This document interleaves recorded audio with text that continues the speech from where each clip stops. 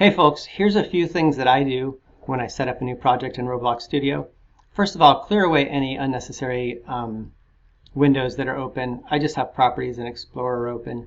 You can stack these if you want on the same pane if you don't have as much real estate. If you've got a big monitor, I like to, you can use this tool here to designate where they're going to go. Dock them over here.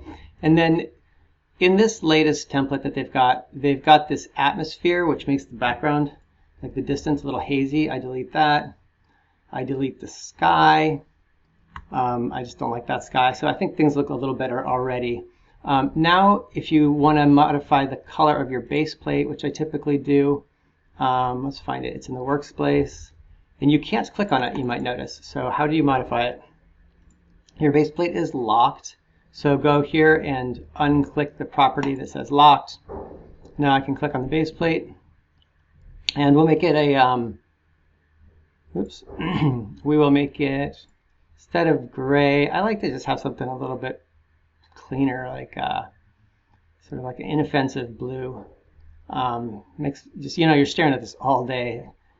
Makes it less gloomy. So I think that's okay. And then base plate, I lock it again. So those are just the quick little things that I do. Hope this was helpful.